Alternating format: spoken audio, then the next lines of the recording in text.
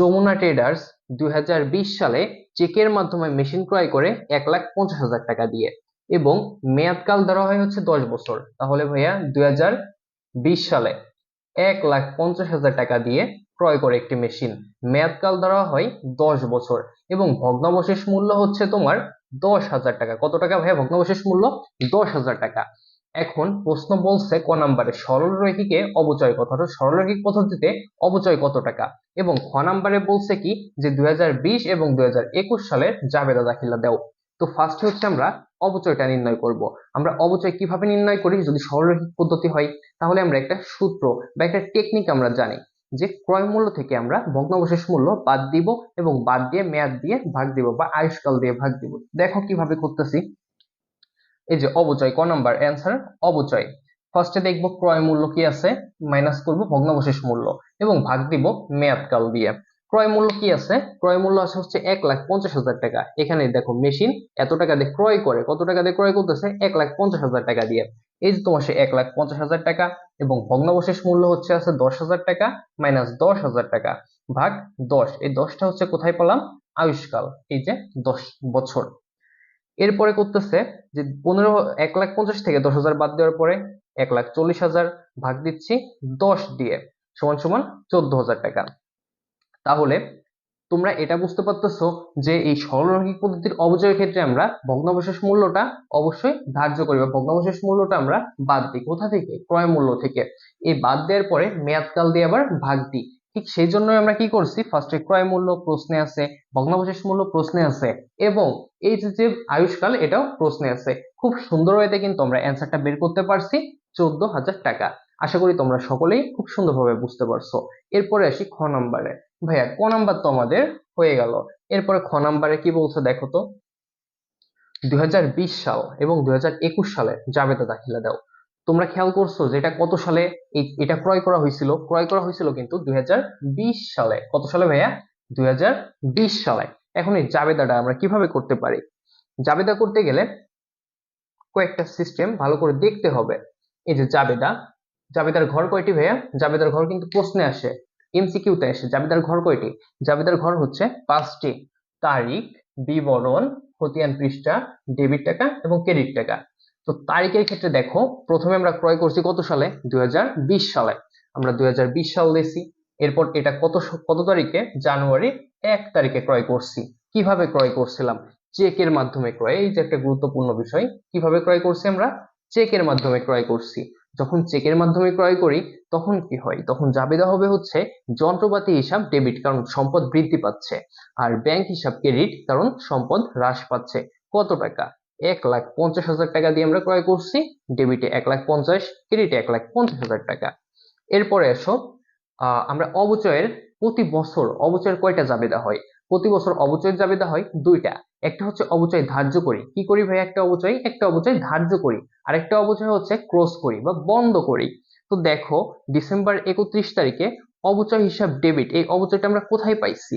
এই যে আমরা অবচয়টা ধার্য করছিলাম, দেখছো? এই যে অবচয়টা আমরা ধার্য করছিলাম, কত টাকা করছিলাম? 14,000।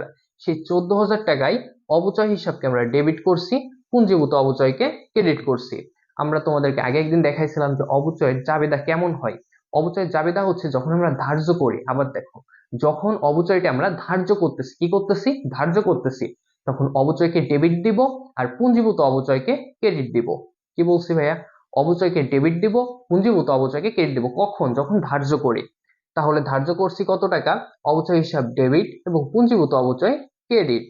তো এই 14,000 টাকা কই পাইলাম? এই যে এখানে 1,50,000 থেকে 10 বাদ দিয়ে, 10 দিয়ে ভাগ দিলে আমাদের 14,000 টাকা আসছে। এই যে আমাদের সেই 14,000 টাকা। তো আরো একটা কথা তোমাদের বলছি যে একটা বছরে 2 বার অবচয় হিসাব আসে। তো একবার হচ্ছে অবচয় ধার্য করতে হয়, আর একবার হচ্ছে তোমার অবচয় ক্লোজ করতে হয়। তো ক্লোজ করার সময় কি করবা? আয় বিবরণী হিসাবকে ডেবিট করবা। কি করবা? আয় বিবরণী হিসাব ডেবিট করবা। আর ক্রেডিট কি করবা? অবচয় হিসাব ক্রেডিট। যখন তুমি অবচয় হিসাবকে ক্রেডিট করে দিচ্ছ, তখন ওই অবচয় হিসাবটা কি হচ্ছে? ক্লোজ হয়ে যাচ্ছে, বন্ধ হয়ে যাচ্ছে। এবং টাকাটা কত? এই যে একই টাকা, যে টাকা তুমি প্রথমবার ধার্য করছিলে, সেই একই টাকা তুমি কি করবা? দিয়ে বন্ধ করবা। তাহলে এটা হচ্ছে 2020 সালে। 2020 সালের 1 জানুয়ারি তারিখে তুমি ক্রয় করছিলে, এজন্য তুমি ক্রয়ের জাবেদা দিছো। এরপরে ডিসেম্বর 31 তারিখে অবচয় ধার্যের জাবেদা দিচ্ছ। ধার্যের সময় কি হবে? অবচয়কে ডেবিট করবা, পুঞ্জীভূত অবচয়কে ক্রেডিট করবা। আবার ওই একই বছর আরেকটা অবচয়ের জাবেদা হবে, সেটা কিসের জন্য? অবচয় হিসাবকে বন্ধ করার জন্য। অবচয় হিসাবে এই যে আয় বিবরণী হিসাব ডেবিট আর অবচয় হিসাব ক্রেডিট, কত টাকা? সেই 14,000 টাকা। তাহলে 2020 সালেরটা ক্লোজ, শেষ। এবার আসি আমরা 2021 সালে। 2021 সালেও দুইটা জাবেদা হবে, সেটা কিরকম? একটা হচ্ছে অবচয় আমরা ধার্য করতেছি, আরেকটা হচ্ছে অবচয়কে আমরা ক্লোজ করতেছি বা বন্ধ করতেছি। তো দেখো, যখন ধার্য করতেছি সেই একই টেকনিকে অবচয়কে আমরা ডেবিট করব, পুঞ্জীভূত অবচয়কে ক্রেডিট করব। আমরা ডেবিট কাকে করব ধার্য করার সময়? অবচয়কে। আর ক্রেডিট কাকে করব? পুঞ্জীভূত অবচয়কে। কত টাকা? এই যে তোমার সেই 14,000 টাকা। কেন আমরা প্রথম বছরের সাথে পরবর্তী বছরের একই টাকা পরিমাণ অবচয় ধার্য করতেছি? কারণ হচ্ছে এটা সরল রৈখিক পদ্ধতি। যখন আমরা সরল রৈখিক পদ্ধতিতে অবচয় ধার্য করি তখন প্রত্যেক বছর একই পরিমাণ বা সমপরিমাণ টাকা ধার্য হয়। তো আমরা 20 সালেও যে টাকা ধার্য করছি 2021 সালে এসেও সেই একই টাকা ধার্য করব। তো 2021 সালেও দেখো সেই 14,000 টাকাই রয়ে গেছে। এরপরে এটা তো অবচয় ধার্য করলাম, এখন অবচয়টাকে আমাদের বন্ধ করতে হবে। অবচয় হিসাব একবার ধার্য করতে হয়, একবার বন্ধ করতে হয়। ধার্য করছি, এখন বন্ধ করার সময় কি করব? ডেবিট দিকে দিব হচ্ছে আয় বিবরণী হিসাব। আয় বিবরণী হিসাবকে আমরা কি করব? ডেবিট দিকে দিব। আর ক্রেডিট দিকে দিব হচ্ছে অবচয় হিসাবকে। যখন ক্রেডিট দিকে অবচয় হিসাবকে দিব তখন অবচয় হিসাবটা বন্ধ হয়ে যাবে। দেখো আরো সহজে তোমাদেরকে বুঝাই।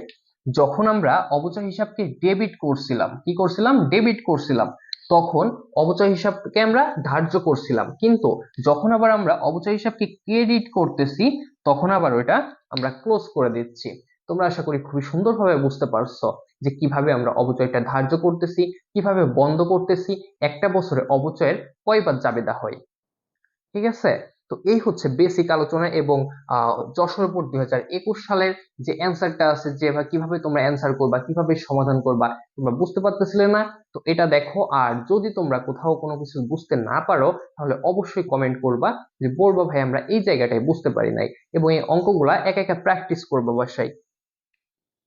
তো এই হচ্ছে জাবেদা ক নাম্বার এবং খ নাম্বার। আজকের মতো ভাইয়া এই পর্যন্তই। সকলে ভালো থাকো, সুস্থ থাকো। আল্লাহ হাফেজ।